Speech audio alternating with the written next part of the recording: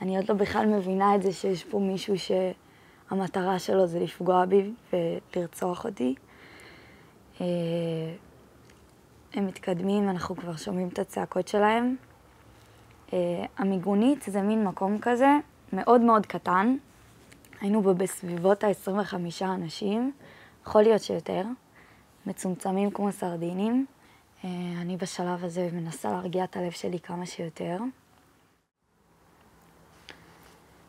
פה הם כבר ממש קרובים, אני שומעת אותם מחוץ למיגונית שלנו. זורקים רימון ראשון.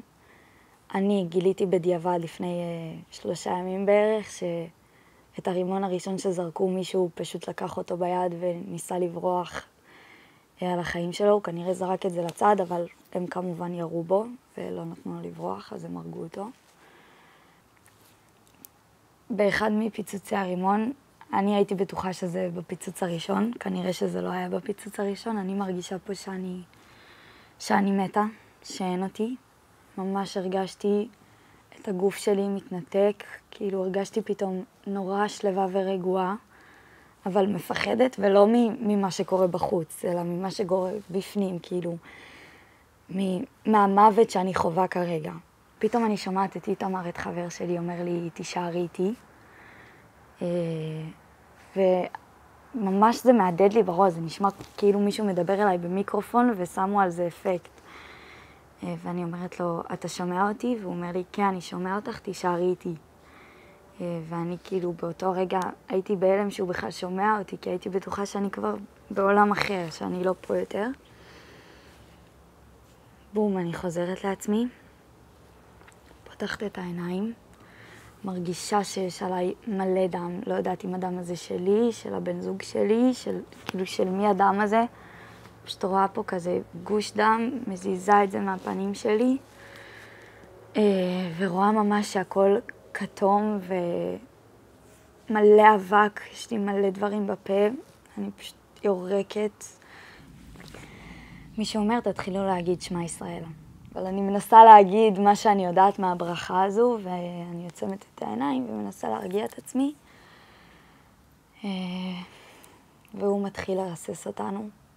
מלא יריות, בלי סוף, לאן שלא תרצו, כאילו, לכל מקום במיגונית ירו.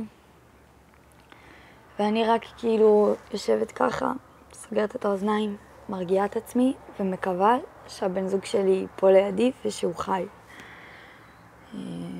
עם כמה שזה נשמע אנוכי, כאילו הדבר היחידי שרציתי לראות זה רק אותו. ואני שומעת שהוא סיים בעצם לעשות את מה שהוא עשה. ואני פותחת את העיניים, רואה לידי יותר נכון עליי, את הגופה של מי שנסענו איתה בתחילת הבוקר, של חברה של חבר שלי, שהיא בתחילת הבוקר כאילו עשתה לי צמאות והתנהגה כאילו היא החברה הכי טובה שלי. נתנה לי את התחושה הכי בטוחה בעולם, ועכשיו היא שוכבת לי על הרגליים כשהיא לא בין החיים יותר. והכל בכל מקום דם, וצעקות של אנשים שיכולים כאילו עדיין לצעוק מכאבים. ואנחנו עדיין שומעים שיש בחוץ אנשים, אנחנו עדיין שומעים שיש בחוץ אותם, את המחבלים.